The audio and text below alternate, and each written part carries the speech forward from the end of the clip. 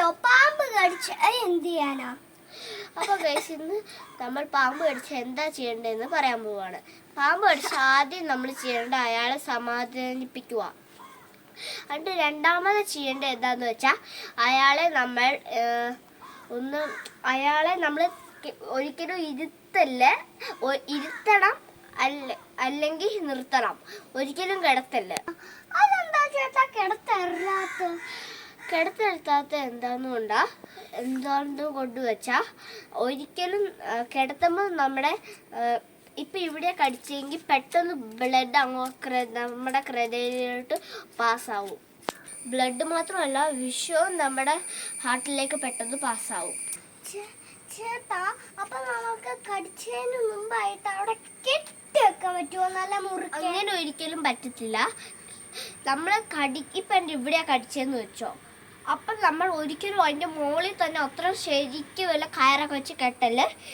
ഇവിടെയാ കടിച്ചെങ്കിൽ നമ്മൾ ഇവിടെ മറ്റേ ബാൻഡേജൊക്കെ വെച്ച് ഒന്ന് കെട്ടി പതുക്കെ ലൂസാക്കി കെട്ടുക.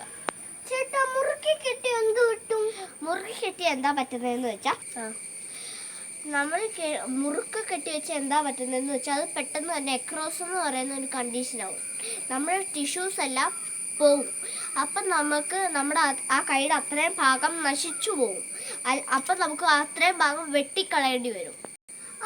ചേട്ടാ നമ്മൾ അപ്പം അതിന് ശേഷം എന്ത് ചെയ്യാനാ? അതിന് ശേഷം നമ്മൾ ചെയ്യേണ്ടത് എന്താണെന്ന് വെച്ചാൽ ആളെ ഉറക്കാതെ ഹോസ്പിറ്റലിൽ എത്തിക്കുക. അതെന്താ ഉറക്കാതെ ഹോസ്പിറ്റലിൽ എത്തിക്കുന്നത്? ഉറക്കാനുള്ള പ്രശ്നം എന്താണെന്ന് വെച്ചാൽ ഈ നമ്മുടെ വിഷം ഉള്ളിൽ ചെല്ലുമ്പോൾ ചിലപ്പോൾ നമ്മൾ ബോധം കെട്ടൊക്കെ വരാറുണ്ടല്ലോ. അത് കാരണമുള്ള പ്രശ്നങ്ങളാണോ എന്ന് നമുക്ക് മനസ്സിലാവത്തില്ല. എത്രയും ആ ഹോസ്പിറ്റലിൽ വിളിച്ചു ചോദിച്ചിട്ട് ആൻറ്റി സ്നേക്ക് വിനമുള്ള ഹോസ്പിറ്റലാണ് ഇത് വിളിച്ചു ചോദിച്ചിട്ടേ പോവാവുള്ളൂ.